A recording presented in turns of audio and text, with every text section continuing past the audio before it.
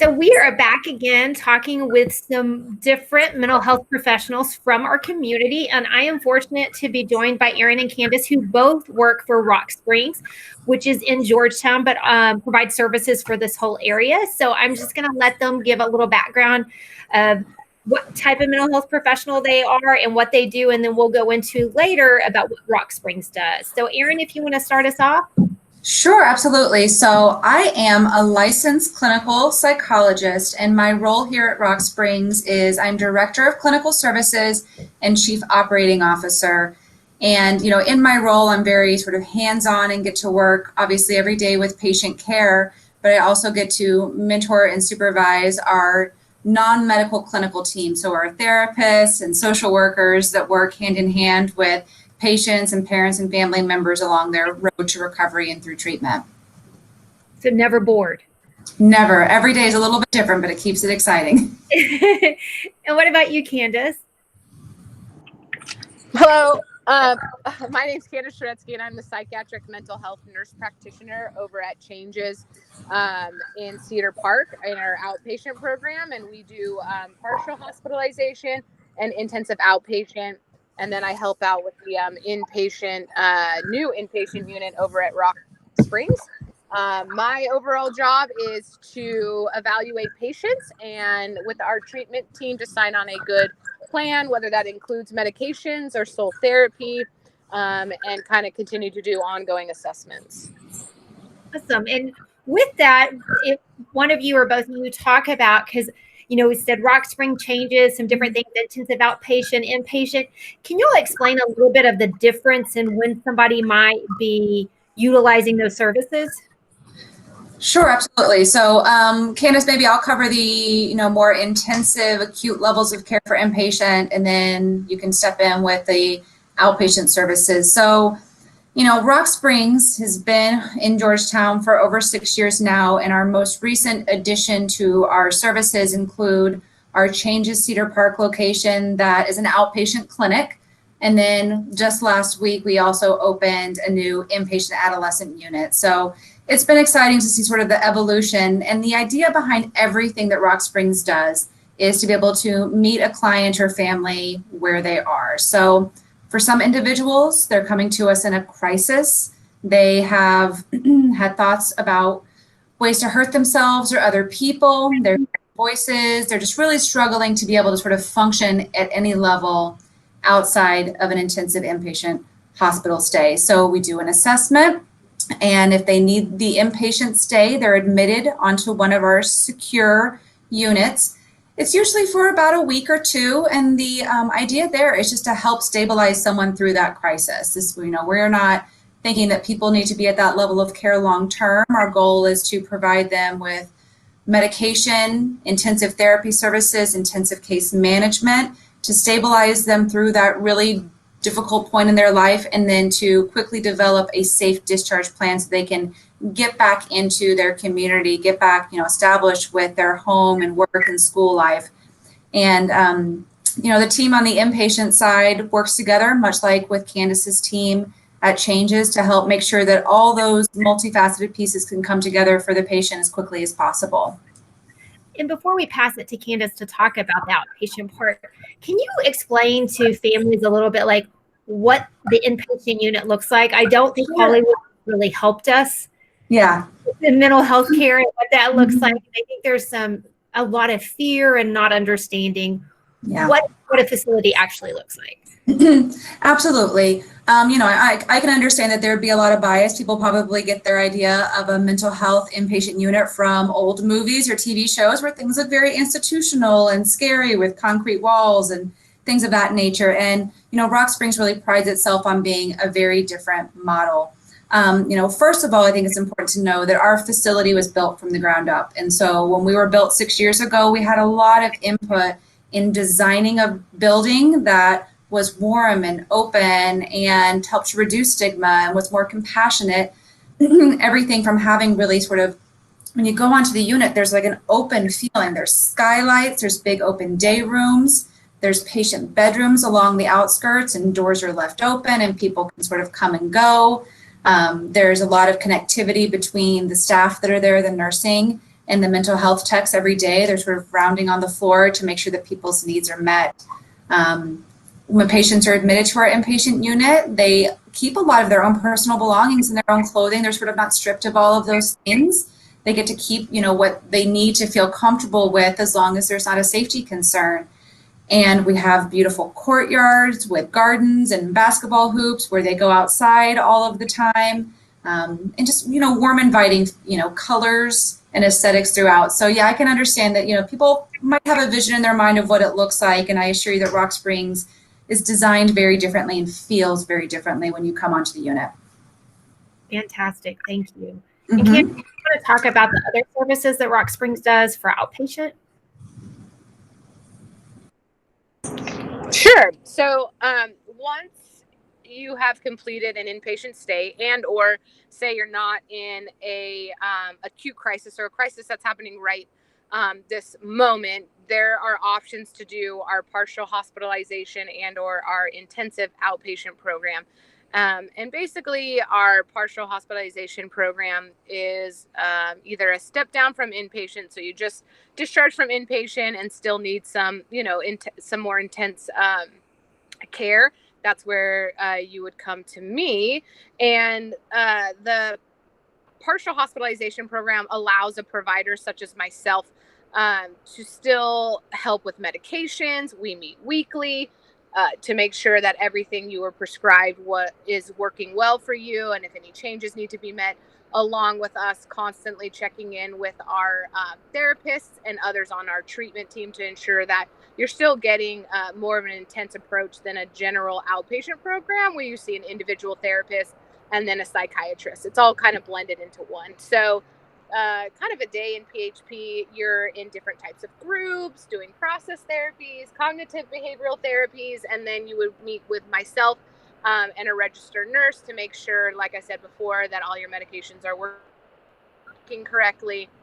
And then on the side of adolescents and our children, we take it's very important to take an approach with the entire family as well. So family therapy is included, as well as making sure that the entire family unit recognizes the intensity of what our client is going through.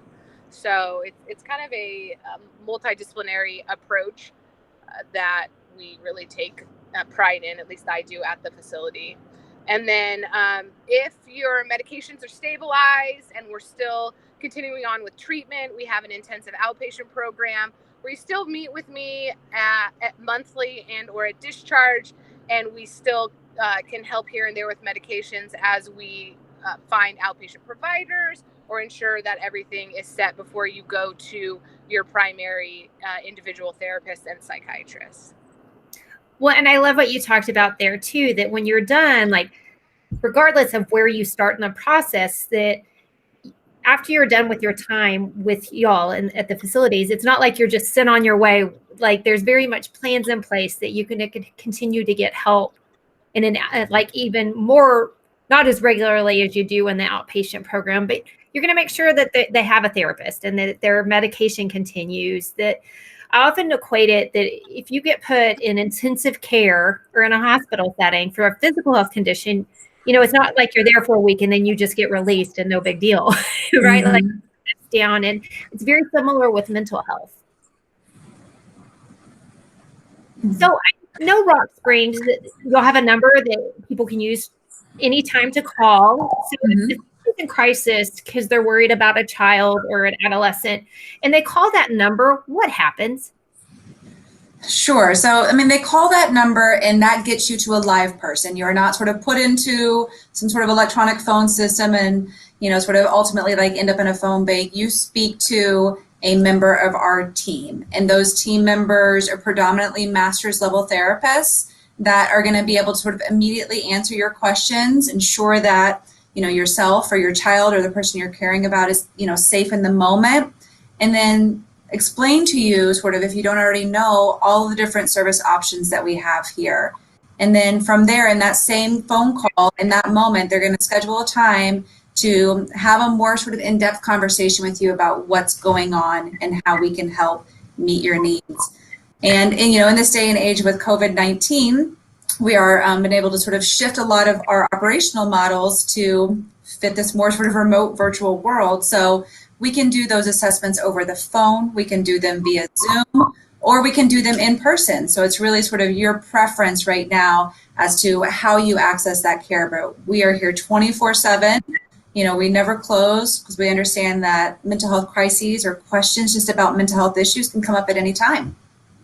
Well, I like what you said too. So if I'm a parent and I'm really concerned about my kid because maybe I found something they had written and I don't know what to do, that if I call, it never hurts to call you and y'all assess the situation. Me as a parent, I don't have to assess the situation. I can reach out for help. Absolutely. I mean, I think that, you know, as a parent myself, like I know that there would be a lot of sort of anxiety and concern in those moments. And so you always have someone that can be clear-headed and objective and supportive through that process to, you know, help you in that moment, put together some safety plans at home, talk through it a little bit more and, you know, get yourself or your kid connected with services that they may need in that moment. Absolutely. Other questions that I have, you know, there is still a lot of stigma around mental health. And with this being Mental Health Awareness Month, like, what are things you think we as parents or even just in society can do to help reduce that stigma so that we do get the help we need from places like Rock Springs? Sure. You know, I think we all have to be open to listening. I think that we all, you know, as humans tend to maybe jump to conclusions at times, but the best thing we can do, you know, as parents and support people and loved ones of individuals who are struggling is just to listen to what they're saying. Don't be afraid to ask more questions. I think there's sort of a misconception out there that you ask questions about if someone's thinking of hurting themselves or other people, that you're somehow implanting that thought in their mind. But that's really not true. I mean, it might be refreshing for the teenager to have someone ask them that question because it's been on their mind and now they feel it's a safe place to sort of disclose what they're struggling with. So I think listening and being open to asking questions is important. And then if someone tells you something that's concerning, don't sort of sit on that information and feel like you have to handle it alone. Oftentimes when there's mental health issues going on, the entire family system is somehow impacted. So know that there's help out there, not only for the child, but for the family system as well. Well, I really appreciate you saying that too, that it's not just there's something wrong with my child. It's how is the family system support there, and we might need to make changes too to help the child. Candace, I wonder from your perspective too, because I sometimes when I interact with parents, there's this fear of medication for mental health conditions. And so how do we help with that stigma that's there? Can you repeat that? Sorry, I think the internet connection is kind of poor right now. No, you're good. That a lot of times there's this negative thoughts about having to take medicine for mental health conditions. Like, I don't want to take medicine. And, you know, how do we fight that stigma around that sometimes mental health conditions do need medicine? Yes, correct. So I think the biggest thing, and I think what we do very well at both Rock Springs and Changes, which I find different than other places that I have worked, and I feel like a lot of our clients and patients have felt in the past, is really listening to the entire story and getting to the root cause of what we actually need to treat. So a lot of different providers and places, and you'll hear, of course, is I was bombarded with medications or not explained the why to what I was taking. And I think our approach is very much coming from that if you were in a crisis, medically speaking, I can't breathe, you know, I have a broken arm, a broken leg, you would be entrusting this provider in saying this is the medication you take to breathe or to take care of your pain or whatever you need. In mental health, there are crises and then there are chronic problems, just like in the medical world. And in a crisis, sometimes we need to medicate to make sure that everyone stays safe, including our patients ourselves.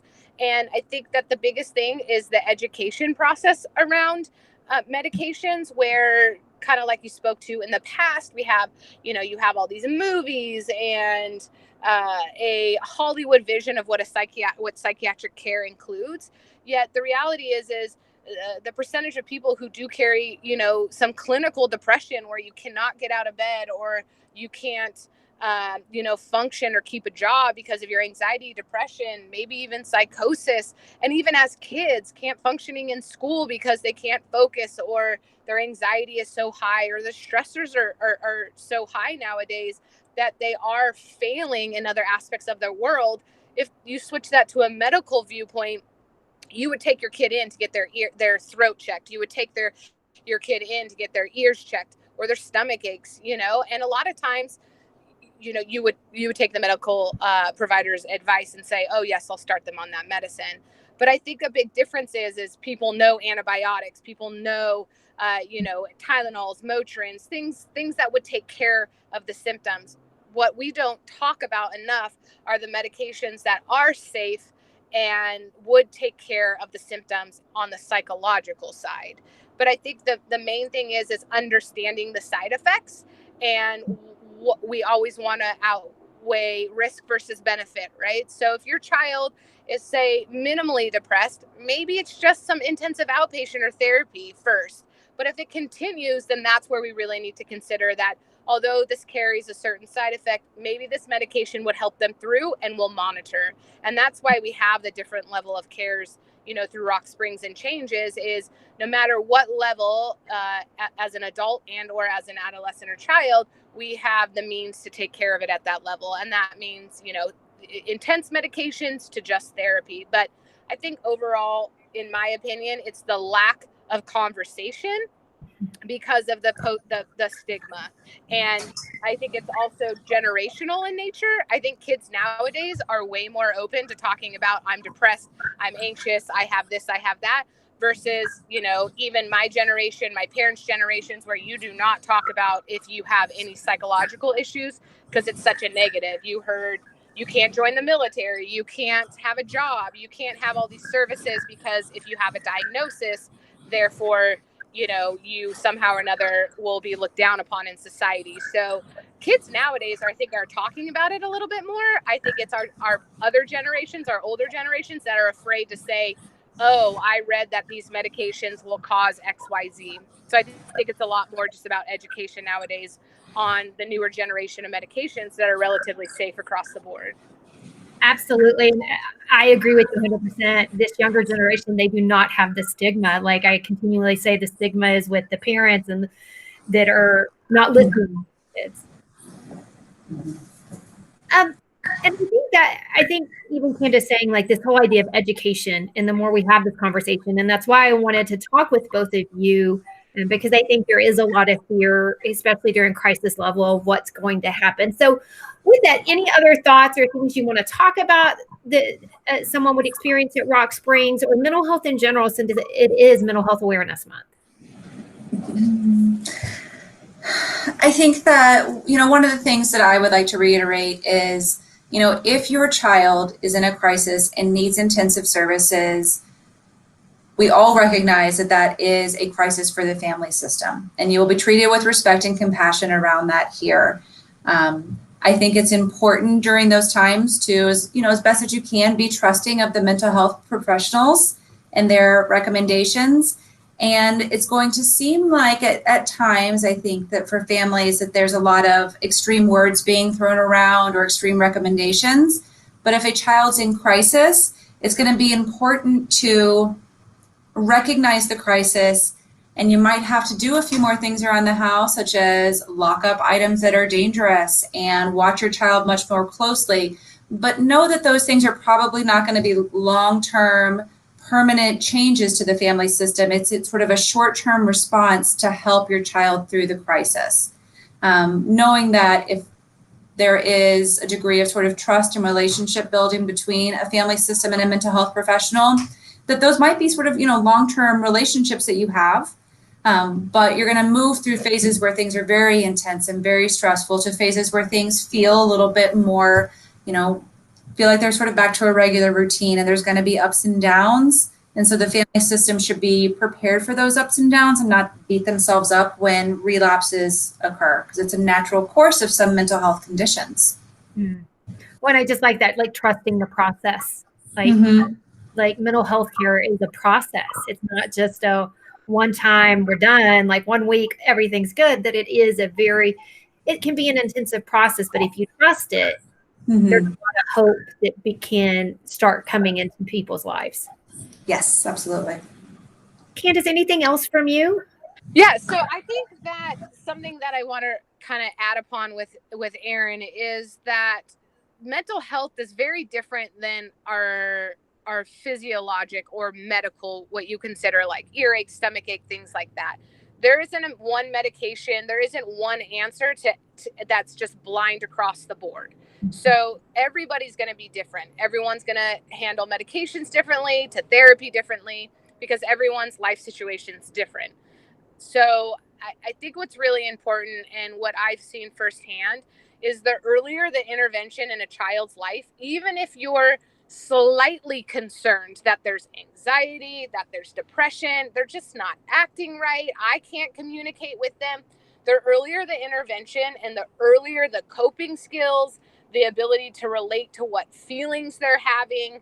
Today's society is so social media driven for these kiddos that what is normal and then what is not normal, how I should look, how should I talk, the influences they have are so different than when we were growing up, that they have stressors that are many of which I would never understand. So recognizing that if we start early on kids that are more susceptible to having these depressive, anxious, bipolar symptoms, that if we get them talking earlier, learning these coping skills, get them into programs, and even having to go inpatient to really get medications done right and correctly in a quick manner when they're in crisis, is better now than if they start dealing with it when they're older. Because the more they push down in their subconscious, the more problems that will come on later in life.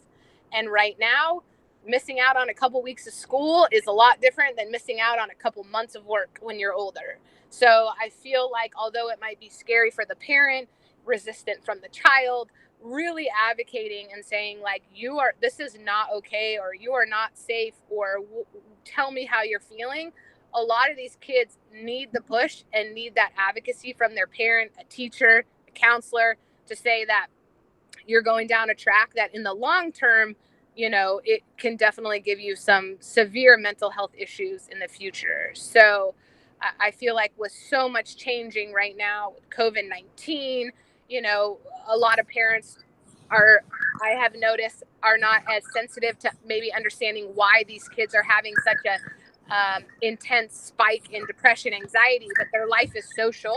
Their life is, being around their friends and their routine, and that's all gone right now. And so it's going to be very important with the next coming year and or years with how life is going to change, that we open up and talk more about these mental health issues. Because if our generations don't get more comfortable with speaking about it, then the kids are going to be, much more risky and impulsive if they don't have an outlet or feel comfortable talking about the issues they're facing today. Well, and I love what you just said, like feeling comfortable talking about it. Whenever I've presented to some of our high school students just on mental health in general, and I asked them, what's the one thing we as the adults can do better? And they said, listen, that they don't feel like adults listen to what's really going on for them, and they like deflect it or belittle it and being like, oh, everybody goes through high school, instead of just truly listening when a child or a teen is truly in a crisis type situation or not feeling themselves. Yeah, I have to agree with that.